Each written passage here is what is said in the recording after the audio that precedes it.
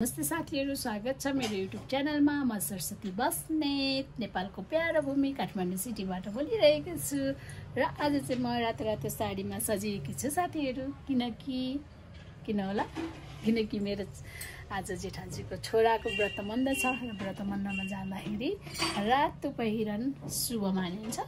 त्यही भएर रातो साडी लगाएका साथीहरु कस्तो देखेको छ भन्नु त। हामी चाहिँ आज वर्तमानमा आएका छौँ। मेरो कान्छी सासू नन्द अनि म, हाम्रो जेठाजीको छोरा होइन, जेठाजीको छोराको वर्तमानमा आएको भतिजोकोमा वर्तमान गर्ने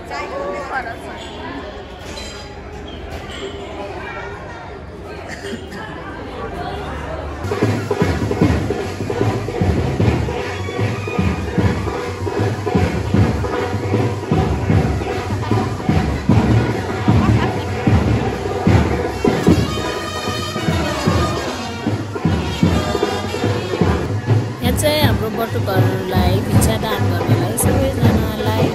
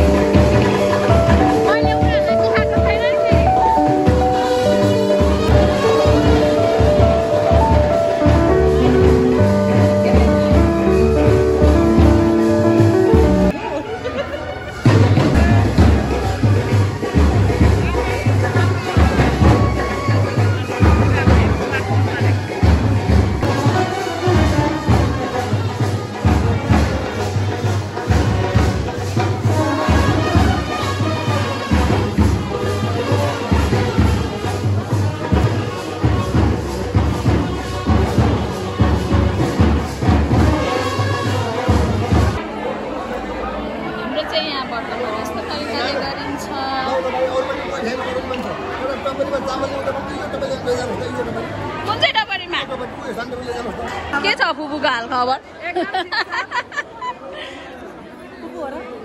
अनि भदा होइन त वर्तमान गर्ने आमा चाहिँ नि उसको त म होइन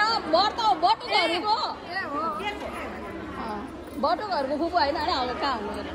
अनि के छ जेठानी सा? रमाइलो भइरहेको छ नि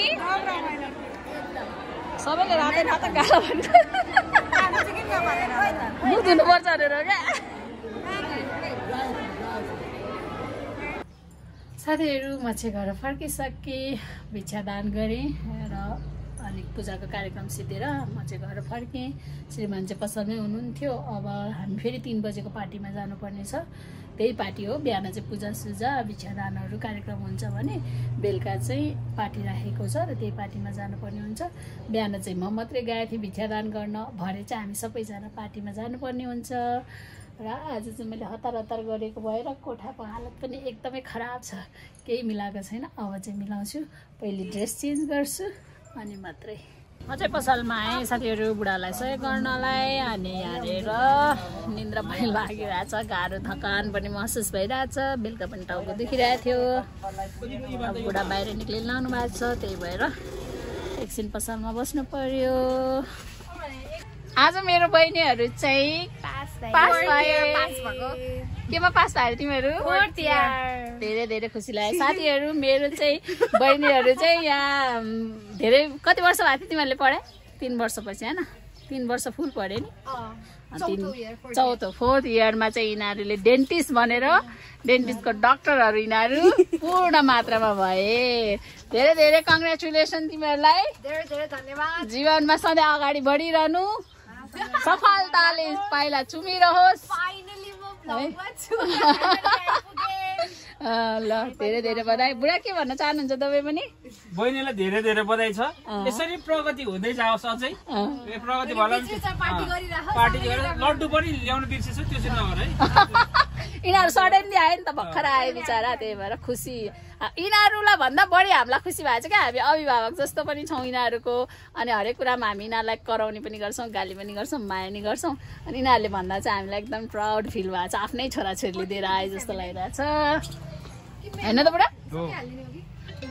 हेलो गाइज, हामी चाहिँ अब पार्टीमा जाँदैछौँ सपरिवार। आयो भने सजिलो।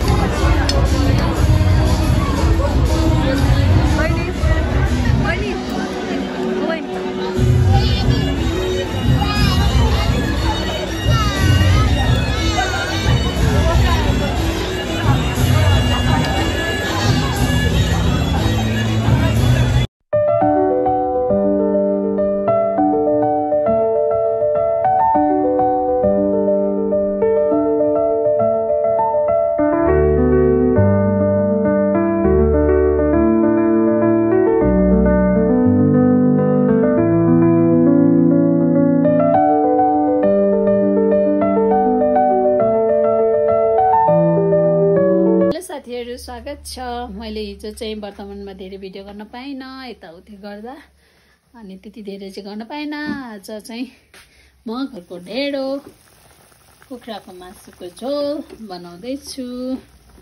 आज चाहिँ ढेँडो खाने हामी बुढाबुढी। फापरको ढेँडो कसले खानुभएको छ भन्नु त, कति मिठो हुन्छ तरकारी। मलाई चाहिँ रुगा लाए जस्तो पनि भयो क्या, अनि मैले चाहिँ रातो कुखुराको झोल अनि त्यसपछि फापरको ढेँडो खान मन लाग्यो। त्यसले अलिकति चिसो पनि हराउँछ अरे क्या, त्यही भएर।